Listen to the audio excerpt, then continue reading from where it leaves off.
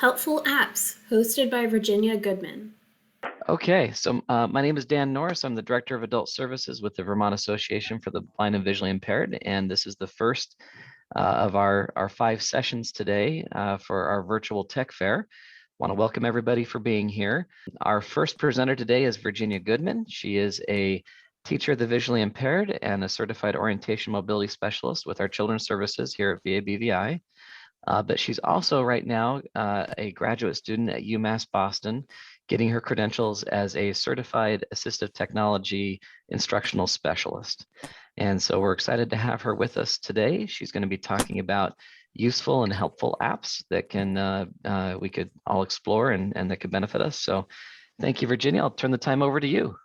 Thank you, Dan. So I'd like to talk about 3 apps that I think are really, really helpful and really good, and they're also free. If you want to share a way that you've used this particular app and that I haven't touched upon, I welcome the interaction. So the first one I want to talk about is Seeing AI. Seeing AI is free. It's an iOS app. So if you're an Android user, the equivalent of Seeing AI is an app called Lookout. It's fairly similar. It's really pretty similar. Maybe a lot of you are familiar with Seeing AI. Seeing AI is an app which has multiple features on it. It identifies short text. It identifies documents. It can read barcodes.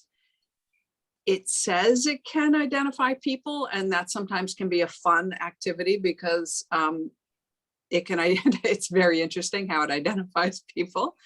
It identifies currency. It will describe a scene to you. It will read handwriting, and it will also, it has a feature which it tells you how much light there is in a room with a sound. I think that Seeing AI is best used with voiceover and then silence the voice with a 3-finger tap, because without voiceover, Seeing AI, it depends on how you're going to use it. If you're using it with a fair amount of vision, it might not be that confusing, but it launches right into what it's doing as soon as you open it. So the way that it's composed on the bottom of the screen is what's called is channels, and that begins with short text. So if you're in the beginning of the app, you open it up and it will just start reading whatever it sees in front of you, which can be confusing and annoying. But if you're using voiceover and you turn off the voiceover voice, then you go down and you choose the channel. It still will read whatever it sees, and that can be a little bit confusing. And my dog's in the background, so if you hear strange noises, that's my dog. However, I think using it with voiceover, you have a little more control over what it does. So the short text section of it is really good for menus. It's really good for if you're in the grocery store and you're very good at pointing your camera. It's very good at identifying items or prices. Sometimes it gives you more information than you'd like. It's very good for if you wanted to read pill bottles, or if you were going through your cabinet, or if you had a tube of something and you weren't sure if it was antiseptic cream or Vaseline or something like that. It would read you these details pretty well.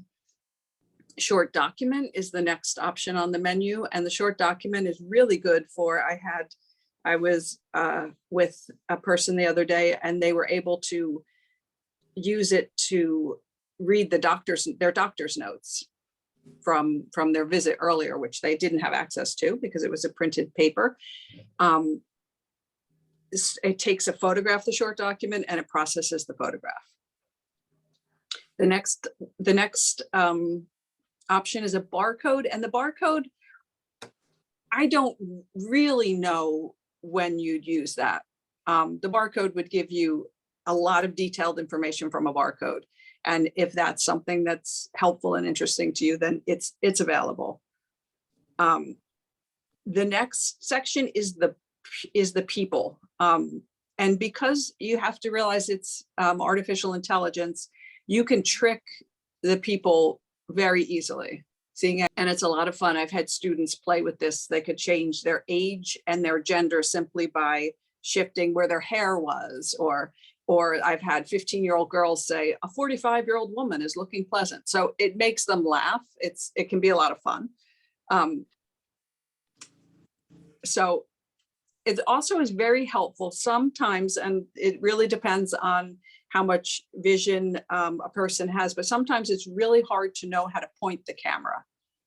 And pointing the camera itself is a skill that this app requires. So the People app is good to practice. You can do this also with an iPhone or an iPad with voiceover on. It tells you where you are in the frame. So if you hold up your camera, it'll tell you shift to the right, shift to the left. So I think that's a helpful tool for learning how the camera sees, basically, because it can be very confusing when Seeing AI is just giving you all this verbiage and all this information, and you're not quite sure if you're pointing it at what you need to know. So I think playing with the People app is a good, the People channel is a good way to learn how your phone, you can use an iPad with Seeing AI as well, but how the camera is seeing, how it's taking in the information. The next one is Money, which again, really helpful. It identifies bills. I haven't seen it fail. The next one is Landscape, which can be very helpful if, let's say, you were in a hotel room and you weren't sure where the door was and you didn't want to get out of bed, or you wanted to know where certain cabinetry was, or you just wanted to know what the room looked like, how it was laid out. It will tell you the features of the room. The colors, I'm going to come out and say the colors portion of it is not very good. I wish there was a way to connect a GoPro to it. Yeah, that would be very cool. I agree. Then you'd have sort of like, yeah, that would be very good. But the colors, unless you have perfect sunlight, the colors are not very good at identifying. You can have blue and it'll say brown. You can have red and it will say it. So I wouldn't depend on the colors if that was an important thing to you, or I'd make sure you knew you were by a open window with a ton of daylight. And the light portion is a sound. So I may reverse this, but I think the brighter it is, the louder the tone is.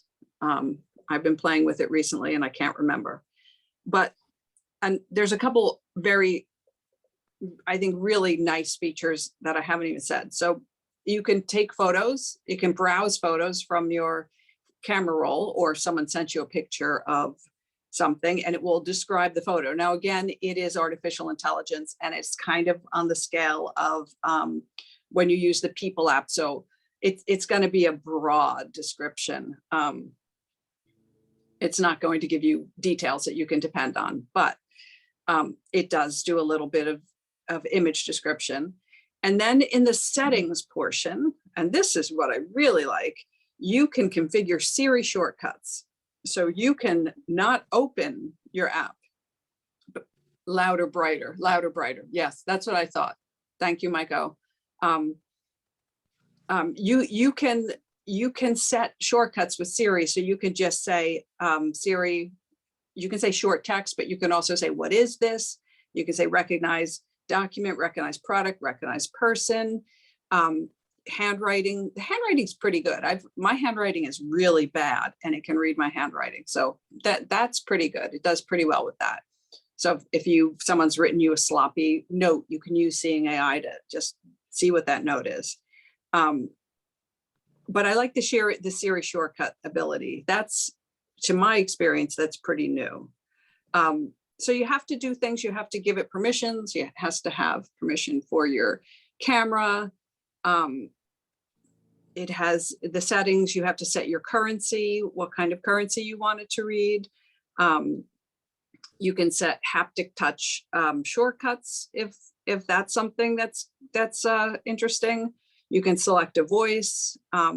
So it's pretty robust for a free app, I think. But again, I'm going to say that I do think it's easier to control if you have voiceover on with the voice off, because then when you end up in the channels, you just flick up to change your channel. You wouldn't inadvertently change your channel. You have to be told what it is. I agree with the color reader part of the app, Shelby says. Yeah, the color reader is pretty poor. So if you were getting dressed and you really cared about what you were wearing and what the color scheme was, I wouldn't depend on seeing AI. So I think someone said swipes. I said flick. Okay, swipe. So you swipe up to change the channel. Hi, Jerry. How are you? I agree with most of what you said, actually. My experience with the reading has been pretty phenomenal. Also, if you couple it with one of the scanners that hold your phone above the material that you're trying to read, Yeah, it really makes a huge difference. But it's great. It's a great program, no question about it. hi, Tom. I hear you. Okay. The short text, I was walking down the sidewalk in front of my house. It's about 30, 40 feet away. I aimed it at my house and it said 87. That's the number of my house. So if you're walking around, that short text, you can read road signs, street signs, store names, all of that. So that short text is very good. Or if you aim it at the wall in VABVI's main meeting room there, it'll start reading the posters. So if you swing it around, it's amazing what it'll read. So the short text you can use for a lot of things. Products have a whole bunch of stuff under the sink, Windex, cleaners, Lysol, all of that. Pull it out, and that's where I get the information from that. I use the barcode reader, and it tells me which is Windex, the various things. And a lot of times there's a more button in there, and it'll give you detailed information, especially for, let's say, TV dinners, cereal boxes, all of those sorts of things. That's where the product really shines if you can't figure out what you have there. Sometimes short text works and it could read it, and sometimes not. So that's where the product does. And you're right, there is no color reader on the iPhone that works. The money reader is absolutely fantastic. It works beautifully. I just wanted to add that. So if you have the short text, just aim it around and see what it reads. It reads a lot more printed material out there than we know of, us blind folk.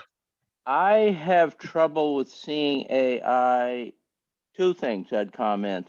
For some reason, when flick to change between channels, Yeah. I just have a heck of a time. I've tried just double tapping on channels. I try flicking, and it seems like maybe it's something particular to my phone, but sometimes it works and sometimes it gets pretty frustrating. The other thing, the barcode reader, I use that probably more than anything else in seeing AI, but the database to which it connects, you frequently get unrecognized. It does not recognize everything, and I suppose that's asking too much, but I use it when I go shopping, reading barcodes when I'm shopping. And so anyhow, those are my couple of comments. I don't know if anybody's got any reaction to things I'm doing wrong, that I'm having trouble just flicking between channels for some reason. Have you tried, so you're using it with voiceover, correct? Yes. So have you tried turning voiceover completely off and just using it without voiceover and using your finger at the bottom? I have not, but I now will. It might be, I think experiment with that. Yeah. I find it's a little too changeable without voiceover, but if you're having trouble changing the channels, that might not be your issue. That might not be an issue for you. Okay, well, let me, I will experiment with that. I find about a general comment about voiceover. I find that in iOS, voiceover does interfere with functionality at times. I'll have trouble getting something to work. I turn off voiceover and it works. Now I can do that because I'm low vision. For a simple example, turn on my iPad and it's asleep, and I want to get to my home screen, and it's flick up from the bottom, 2 clicks, hold and let go, and it brings up the home screen. That doesn't always work for me, but if I turn off voiceover, I just flick up and boom, I'm into my home screen. So, and I find when something's not working for me, one of my first go-to things to try is to turn off voiceover. For some reason, I have not done that in Seeing AI. Yeah, I found that there's parts of Google Docs that voiceover really doesn't work well with. There's whole, you can't go back, you can't close things. But I would try turning it off with, Mike says, select the current channel, then flick. Yeah. And I would experiment with turning voiceover off just for and see what navigation is like with the channels for you. Cause it doesn't need voiceover to speak. Yeah. And Okay, I'll experiment with it, because in principle, I think Jerry mentioned something that's very important, that if you use it with some kind of a stand, or where it really is holding the device steady, that probably makes a significant difference, particularly in the document yes. channel. Yes. Yeah. And I especially, go ahead. No, go ahead. I was going to say, I tend to go to VoiceStream Reader for documents, Scanner and Reader for documents. I'm pretty confident in those 2 apps. Yeah, they're both great. The apps I chose today are all free. So, and some of their warts and welts may be because they are free. I'm not sure. And I think anyone using an iPad with Seeing AI would really benefit from using a stand, because it's a lot of, it's hard to point your camera and hold it correctly. And I think that that's also a separate skill depending on how, if you've ever taken pictures before, and just learning how much distance your camera needs from the object in order to actually see it. So, and in the supermarkets, I find sometimes the short text is great, and sometimes it just it's overwhelming with information. And that's also how close you can get to something, and how isolated, how much you can isolate the information you need. So at home, it's going to be easier. Yeah. Okay. Well, thank you. Thanks for your comments. I'll try that as an experiment. I tend only to use Seeing AI on my phone.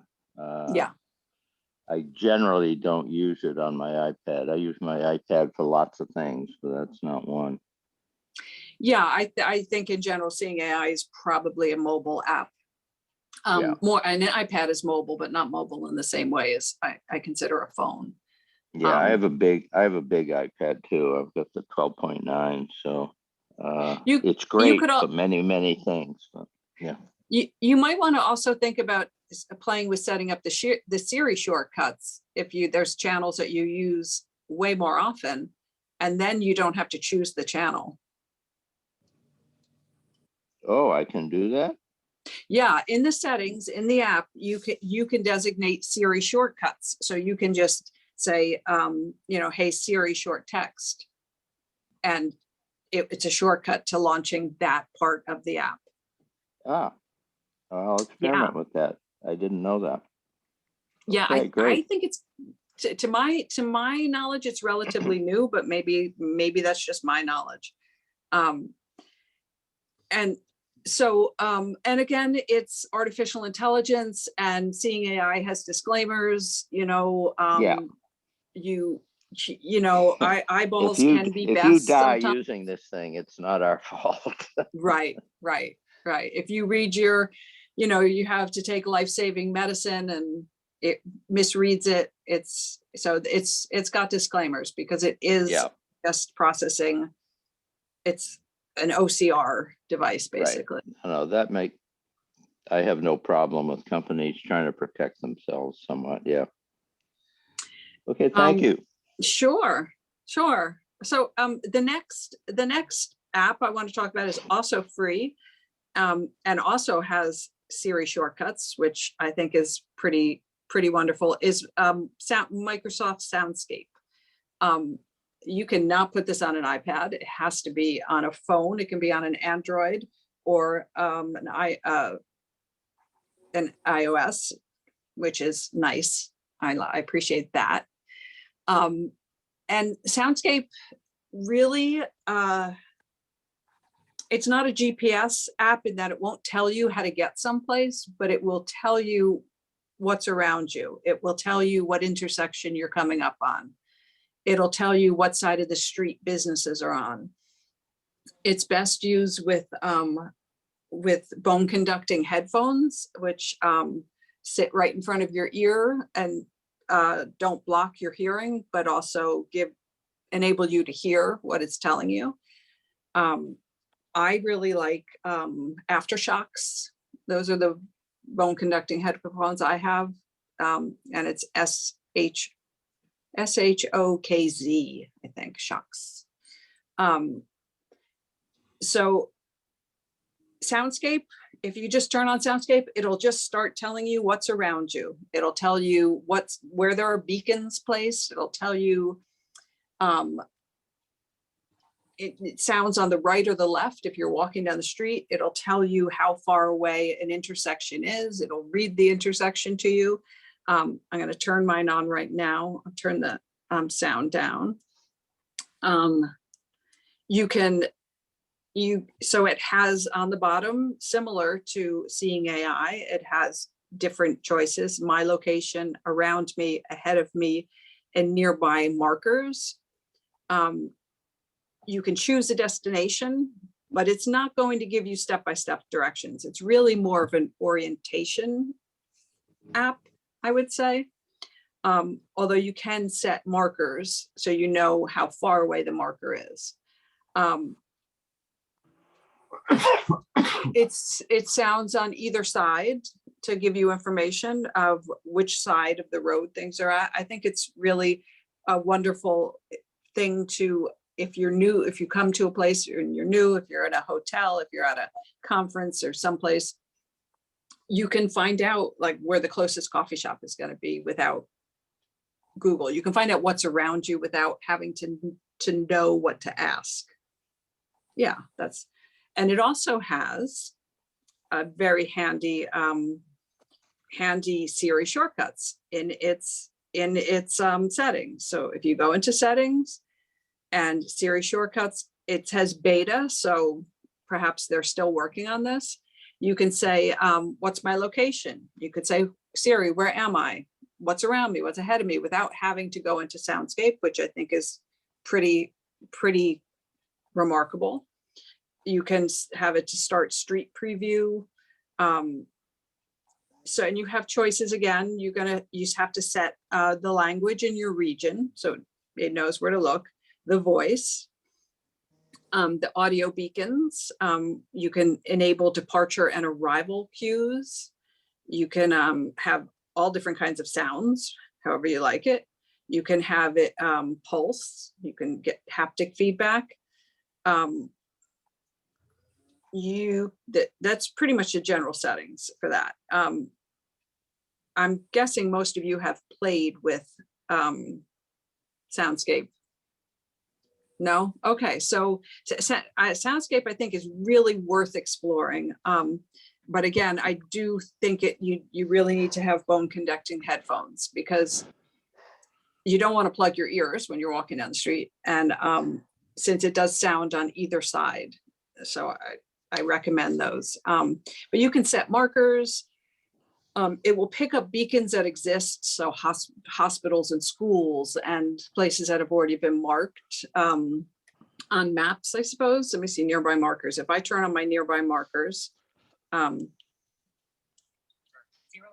it tells me where Price Chopper is. But you can also then, you hear my location. I had a student play with this who lived in a very rural environment, and the maps are pretty good. He lived in a town where there was maybe 2 things, and he went to the downtown of his town, and it told him everything that was around and the names of the streets. And so I think Soundscape is a really nice app. I wouldn't use it like you might want to use Blind Square, because it's not going to give you directions, but it's also free, and it gives you a ton of information. Who here has Yes, used? This is Tom. Hi, Tom. Now, yes and no, it gives directions. You can put up markers, and they just added a feature a couple of months ago. You can create routes. And I love that. So let's say yesterday I went to the Walgreens. Mm-hmm. Needed batteries for a light detector, actually.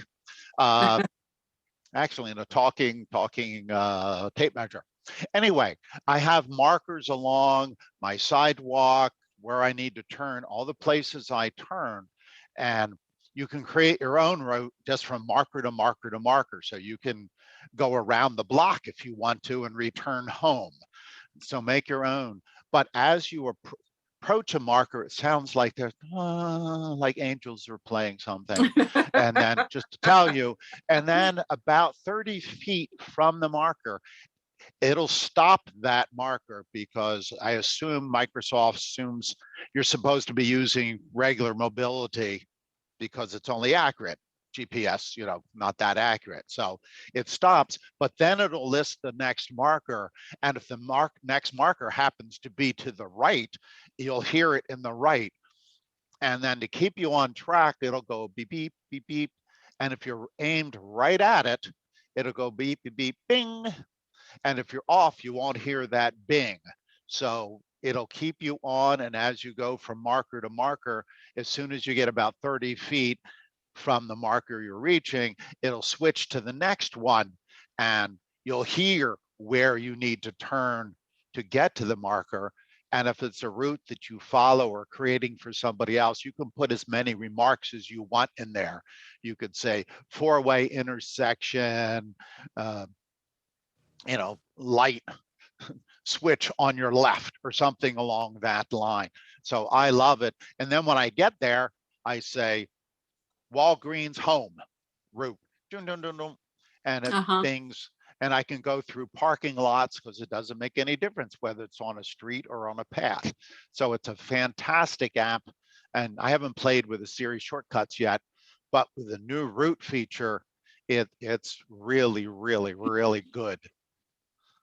Yeah.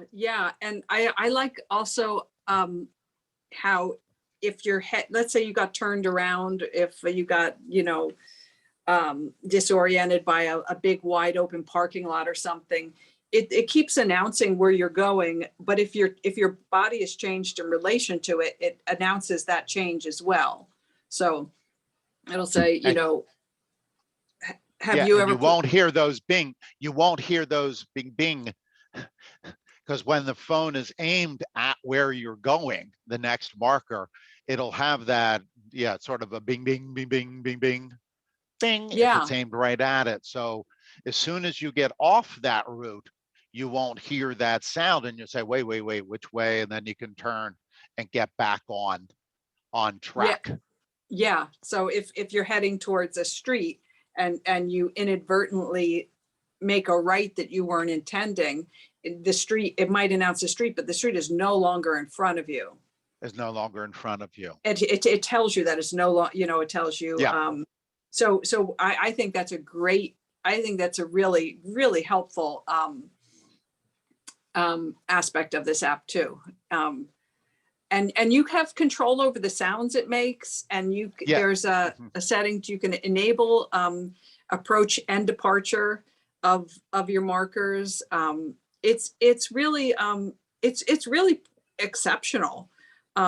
It's got you can also in the places nearby, you can choose all places, public transit, food and drink, things to do, grocery stores, banks. So let's say you had a specific need, you had to go to the bank before you did something else, and you really didn't want to hear every restaurant on your route. You can also then limit it for that time. I like that you can control the sounds. I think that's really nice. And it's pretty accurate. I've tried to confuse it a lot, because how do you find out how something works unless you try and make it not work? And again, the Siri shortcuts are in beta. So the media controls, it has also, and it is use this to enable control of Soundscape with the buttons on your headphones and the media playback buttons on the lock screen. Note that when it's turned on, Soundscape can't be used while other media such as podcasts are playing. Which brand of headphones do you recommend? I myself, and Tom, you obviously will have an opinion on this because you use this app. I like Aftershocks. They're wireless bone conducting headphones. They sit right in front of your ears. The pair I have is a little heavier than they have now. They have very light ones. Tom, what kind of headphones do you like? I use Sound Blaster Jam headphones. They're a cheap, sort of on the ear, a little foam, so they don't stick. I don't like the thing sticking in my ear, even with transparency mode or any of those things. So they're fairly cheap. The foam fits on your ear, so I can still hear everything that's going on around me. And if I'm going in a straight line and it says, oh, and by the way, as you're approaching a marker, as you're going to the marker, it'll say 900 feet, 850 feet, which if you're not approaching the marker, it'll say 900 feet, 950 feet. Oops, I'm going the wrong way. Right, yeah. And then if I'm going there, I'll just sort of slip them off my ears or pull them frontwards. And if you don't care about the stereo, if you're in an area like here in Milton, where you know where you are, you don't even need the headphones, just stick it in your pocket or whatever and turn the volume up. But if you're on a busy street, that's hard to do. So yeah. You should try some bone conducting headphones if you haven't yet. I have years ago, but I like these. I too, I do not like things in my ears, and it's not safe to have something in your ears. And I've had some students try and do one on, one off, but then you miss half the information. So I like Aftershocks. I think you can get a pair of them for under $100. They're not cheap, but often you'll find bone conducting wireless headphones in like runner's supplies, because a lot of people who run wear headphones, and as you know, it's not safe to plug your ears. So that's the kind I like. I bought my son a pair, very lightweight, of the Aftershocks. There are other bone conducting headphones, Shelby's saying, but it disappeared too soon. So Shelby, do you want to say that out loud? There are good ones that I've recommended my students that are around $45, $65, and they're working just fine. I'll add the link. I'll send it in the message. Great. Where else can you purchase them other than Amazon? I bought mine directly from the company. And let's see, Aftershocks. I can put the name in. Multitasking is not my after. Virginia, this is I'm Jerry. listening.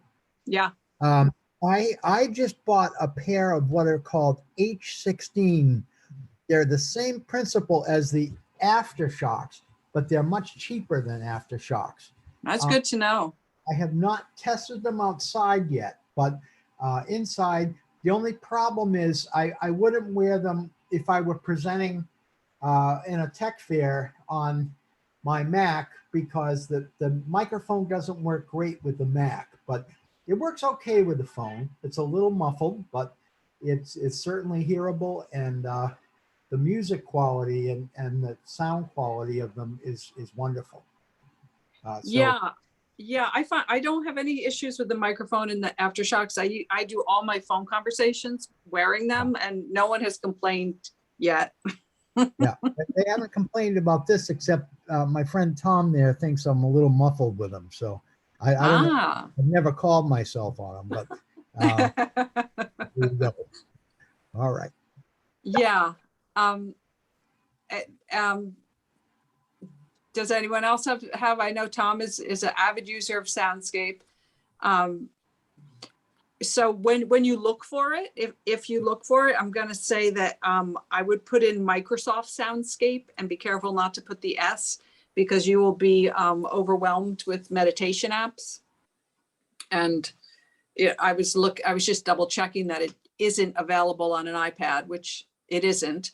And just going through the copious list of, sound producing apps. So I would make sure, if you wanted to download this and play with it and use it, to make sure you do Microsoft Soundscape. And if you want visually what the image looks like is, I just had it. Oh, it's in my travel folder. It almost looks, it's got a very dark background, could be gray or blue, and it almost looks like an upside down horseshoe, and then another almost closed circle inside that pointing the other way. So that would be a way to recognize it. So can you find these headphones at like Best Buys, or do you got to go through a place like Maxi Aids? I'll look right now. Everybody's carrying them now. Yeah, I see Amazon has them. Walmart has bone conducting headphones. Amazon has them. Shokz.com, SHOKZ.com is their website for the aftershocks. Best Buy, they're listed in Best Buy. So I think they used to be, like, they've become pretty popular. Here is a review. So they're I guess they have a very good reputation. I think they're very good, but they are a little pricey. Well, $80. I see $80 is what I see from Amazon. Hello, can I make a comment? Sure, of course. Hi, this is Sarah Potok. Hi. Hi. Aftershocks became Shokz. They just changed their name. And there's a new one that a friend of mine told me about. It's called Shokz Open Run Pro. And it is the only one that I know of. It's very pricey. It's $179, but it's the only one that actually works without being underwater on phones, Zoom, any of the online platforms that we use. So Jerry was mentioning that he sounds like he's, in the background or muffled or whatever. These ones actually work. They have a good microphone. Absolutely. The only issue is if you're listening to music, it's not that fabulous, apparently. Right. So I'm told if you really want to listen to music wearing bone conducting headphones, you should put in earplugs, because that changes, it takes away all the ambient noise, and it changes the quality of the music. I don't use them to listen to music. I use them to talk on the phone. And I do see here they have one with a microphone, but Open Move is their cheapest. It's $80. That's the pair I think I bought my son. He likes to run with them and listen to podcasts and things like that. But they're the kind I know. And then Shelby said that there's Yeah, other I just- options. I just sent one, they're $65. My students have used them and they seem to be good. Yeah, and I guess it depends on what you're going to use them for, what your budget, all the kind of thing. But I've had mine for probably 5 years, and they're fine. And there are earbuds you were mentioning, if you don't mind putting them in your ears. There are ones that you can switch from transparency mode, which is what you want for Soundscape, to surround sound, which is what you would want for listening to music. Right. So it's like either eliminating sound or letting sound. Yeah. So yeah, so that's Soundscape. And then the very last thing I wanted to talk about, which is probably really old news to most people, is the Be My Eyes app. And Be My Eyes is again a free app, and it's staffed by volunteers. Although they do have now a section where you can get professionals on specialized help. So Be My Eyes, if anyone is not familiar with it, it is a free app with a free service. You download it, you choose whether you are going to be a sighted volunteer or you're going to be a user, a visually impaired user, and then you set your language, where you are, your time zone, you allow access to your camera. And then in those situations where seeing AI, perhaps you need vital information and you don't want to trust artificial intelligence. Something like Be My Eyes, you initiate the call, it goes out to thousands and thousands of volunteers, and whoever answers it first gets, basically you ask them what you want, you tell them what you want. What am I looking at? What is this? People have used it in all different ways. They've used it for cooking, they've used it for finding things they've lost, they've used it for image description, matching colors, shopping, travel, fixing computers, or fixing, like, let's say you're at work and you're interacting with software that's not accessible. This one section isn't. You could use Be My Eyes, who could say, all right, you need to, I see where you need to go. I see what you need to do. And they can talk you through that. So it's a really amazing service, I think. And now they have a specialized help, which has, which is more, I would think it's more like tech support. So right now they're only doing Microsoft products that they're giving specialized help on, they say, because Be My Eyes is another Microsoft product. But I don't know if anyone has used the specialized help section of it.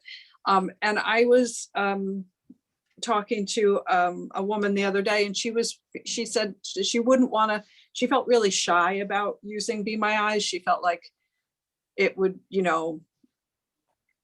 I think she felt like her needs were little, and that using this app to help her, let's say, find a very specific thing in a drawer, she felt like it wasn't right. And I had to explain to her that I am a volunteer on Be My Eyes, and I have yet to be able to answer a call. Someone always gets to it first, and I'm so disappointed about that. But the people who have signed up to volunteers are really, really want to be there to help you, want to be there to say, oh, to the left, in the back, it is just not something, I know that's rational, and feeling shy about using it is not particularly as rational. So I just want to put it out there that the people who have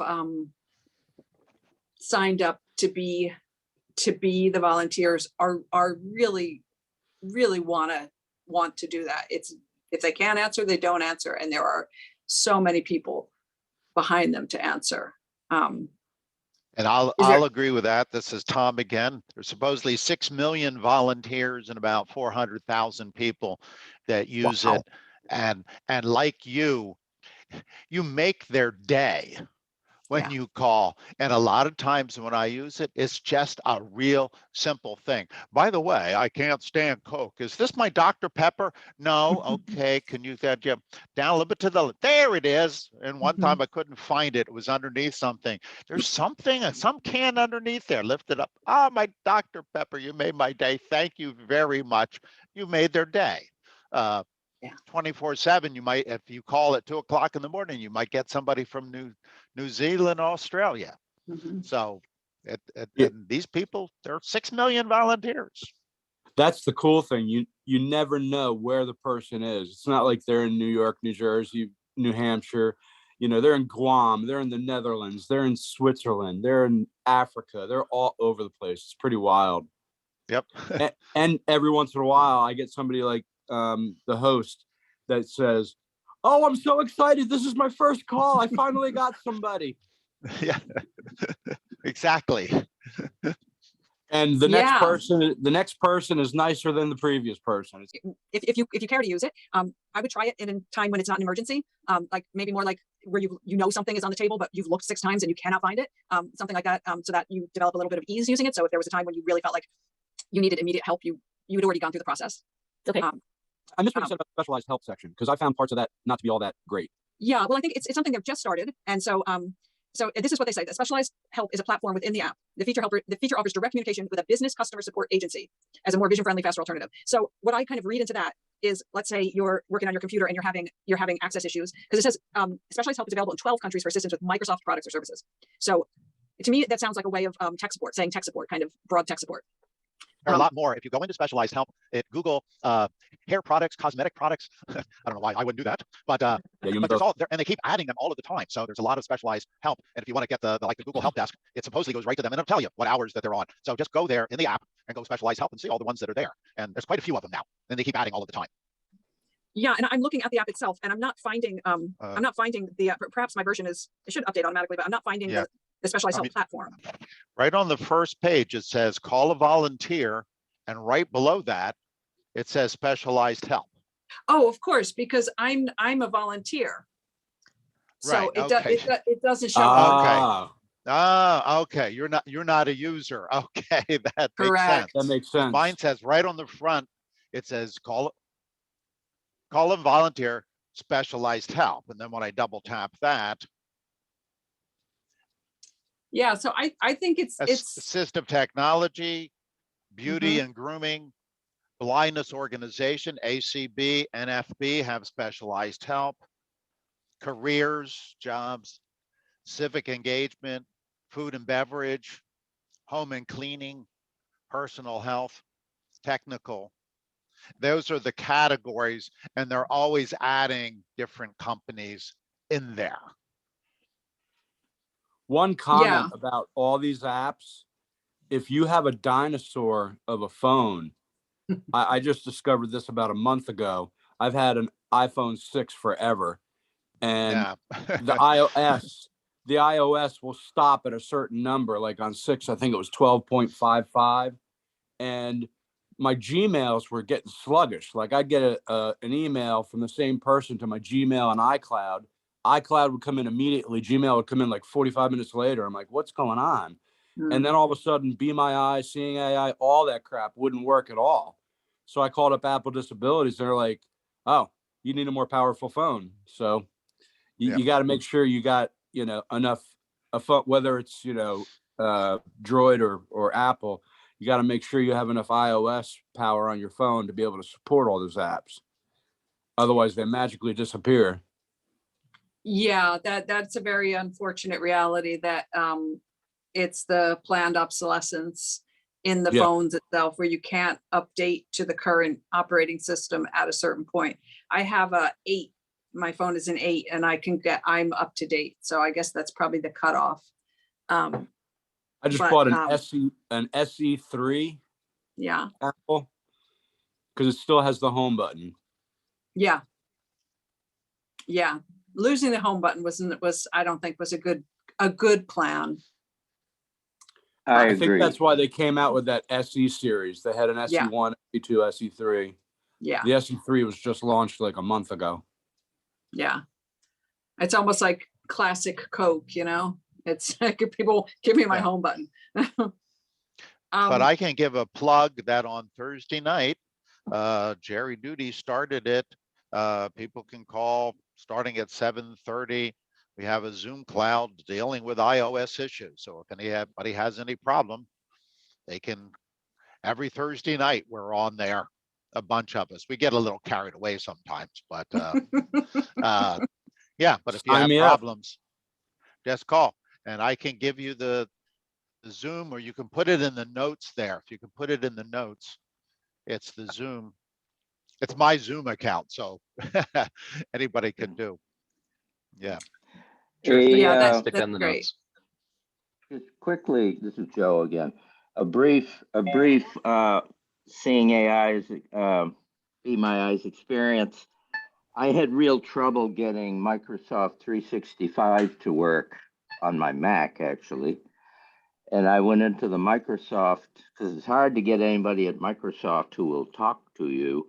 But if you go to the Microsoft channel in Be My Eyes, you wind up talking to people in the Philippines, but they were helpful. We got the problem solved. That's great. That's great. I mean, I just really feel like the three apps that I mentioned are just they're just really pretty excellent options, and they're free. And so I see down space floating in space. Hi, Hi. Dan. Thank you I so think- much, Virginia. Oh, thank you I for think- having me, Dan. I think Be My Eyes, in all actuality, in the BVI world, should be like BVI 101. I mean, it's like that should be the first thing you should get. I mean, get your cane and then immediately get Be My Eyes because they're amazing. Yeah, I'm glad. It's really good to hear that, because I do have some people who would really benefit from it, but feel terribly shy.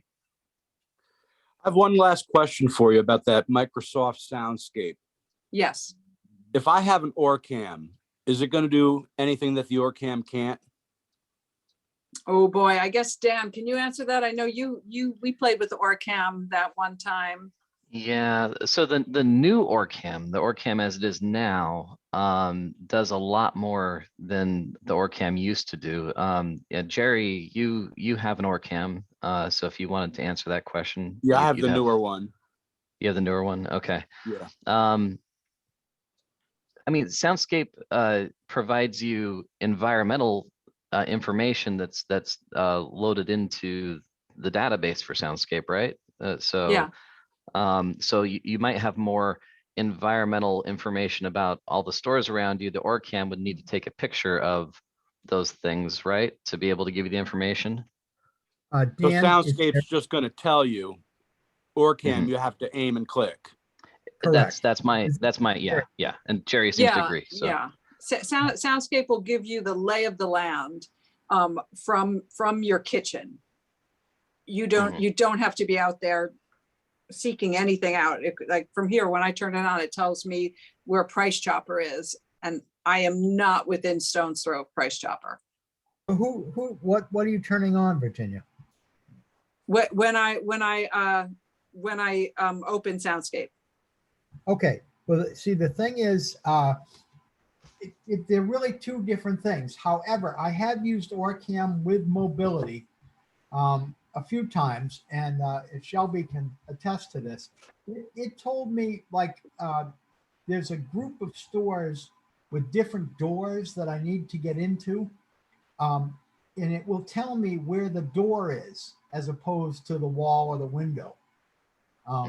In something now, Soundscape won't do that, because when you No, Soundscape isn't. It'll identify where you are, where the business is. I Right. bet you Seeing AI might do that. maybe It's I haven't possible. looked at that, to be honest. But I will say the OrCams are extremely useful for short range stuff, you know. So I would Does say OrCam have GPS, Jerry? OrCam does not, as far as I know, have GPS. There we go. Yeah. It doesn't have GPS. It's not a mobility. Two different app. products. But Yeah. you Two can different, yeah. use it Okay. to identify things, read signs, get around, you know. But it's the difference like between Soundscape and say Clue. You know, it's a different. It shows you different things. So the answer is, if you have Soundscape and Be My Eyes or any one of those with an OrCam, you can use them in conjunction and do very well. That's They can augment each other. Yeah. Cool. Well, Thank you. Well, thank you. Yeah, thank you for great questions. And Virginia, you set the bar really, really high. I'm the next presenter, so thanks. But really appreciate you taking the time to come and share that information. Okay.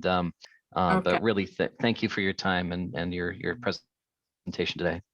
Okay, well, thank you everybody for being so generous and all the information that Tom and it says Tim and Tim and Jerry and Joe volunteered. I enjoyed myself. Happy Wednesday.